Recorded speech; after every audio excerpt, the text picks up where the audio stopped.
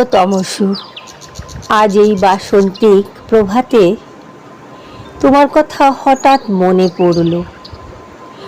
পড়ল বলাটা হয়তো একটু ভুল হলো, কারণ মনের অগোচরে তোমার উপস্থিতি আজও সেই আগের মতোই চিরবিরাজমান। স্মৃতির স্মরণে নিয়ে চলে এসেছি বহুদিন।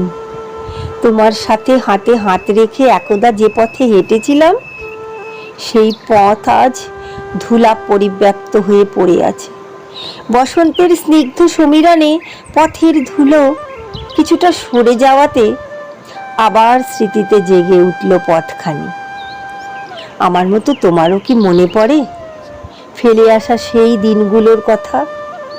পুণ্যতোয়া জাহ্নবী তীরে পাশাপাশি বসে সূর্যাস্ত দেখার সেই অনির্বচনীয় মুহূর্ত, মাটির ভারে চায়ে চুমুক দিতে দিতে মান্না দে না শ্যামল মিত্র কে সেরা, সেই বিতর্কের পটভূমি আজও স্মৃতিতে অমলিন। তোমার প্রিয় গায়ক শ্যামল মিত্র, আমার মান্না দে, এখানেই ছিল আমাদের মনের অমিল।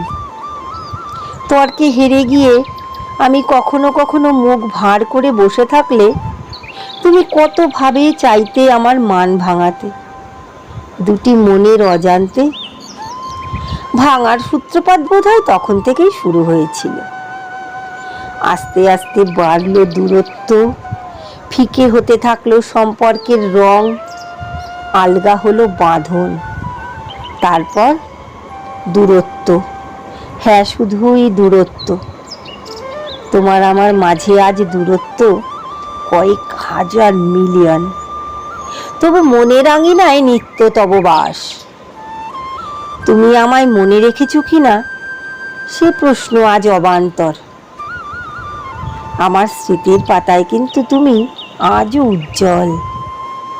এই অবুঝ মনটা কিন্তু আজও চির প্রতীক্ষারত, তোমায় আবার একটিবার দু চোখ ভরে দেখার আশায়। এক ছাদের নিচে থাকার বাসনা হয়তো পূর্ণতা পায়নি, তবু থাকি তো এক আকাশের নিচে। যদি পথ চলতি হাজার মানুষের ভিড়ে আবার দেখা হয়, পারবে আমায় চিনে নিতে? হাত দুটো ধরে তখন বলবে তো, কেমন আছো? আমি কিন্তু তখন সব মান অভিমান ভুলে আবার সাড়া দেব তোমার ডাকে। আবার সেই পুরনো ছন্দে বলে উঠব, ভালো আছি প্রিয়তমসু।